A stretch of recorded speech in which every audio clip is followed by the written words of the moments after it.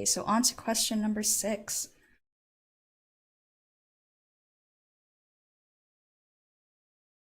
So the formation of hydrogen bonds requires hydrogen atoms and what else? Water, oxygen, ionic bonds, or polar covalent bonds. So we know the answer is not A, and that's just because you don't always need water to form hydrogen bonds. Same thing for B, you don't need oxygen to form hydrogen bonds. And for C, it's also not C, because ionic bonds, they contain a metal as well. And when you form hydrogen bonds, ionic bonds are with metals, so I'll just explain what hydrogen bonds are after. So our answer is D, polar covalent bonds. I'll explain why. So people tend to get confused with the word like hydrogen bonding. They think that just because there's a hydrogen involved and it's connected to something else, this is what a hydrogen bond is. But I'll just write down the definition of hydrogen bonds. So hydrogen bonds are weak bonds, and they result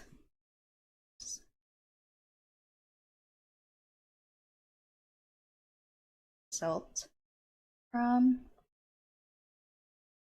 an electrostatic attraction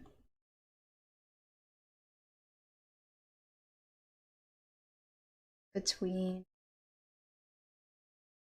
proton, is also just H+,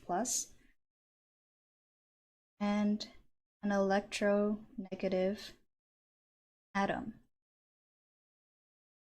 So I'm just going to do the easiest example to show what hydrogen bonds are, and I'm just going to use the water molecule. So here's the water molecule.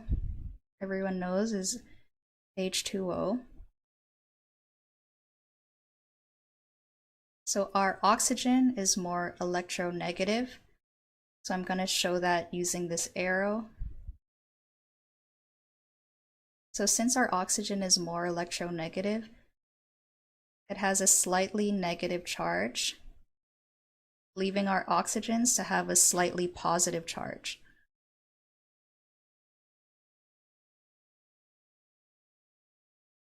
And basically with hydrogen bonding, this is what happens when that slightly negative oxygen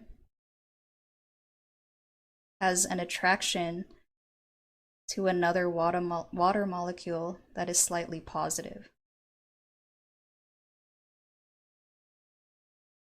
So basically this attraction right here is what hydrogen bonding is. So therefore the answer is D. You need polar covalent bonds. So polar covalent bonds are between two nonmetals. One of them is more electronegative than the other. In this case, our oxygen is more electronegative.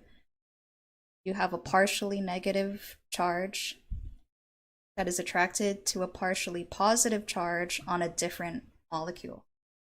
So let's read what this answer says. Hydrogen bond is an intermolecular attraction force between two molecules, as one of the atom is hydrogen or other electronegative atoms. Due to the presence of the polar bonds, a molecule behaves as a dipole. Hydrogen of one molecule exerts the attractive force on negative charge center of another nearby molecule. So this solution is correct.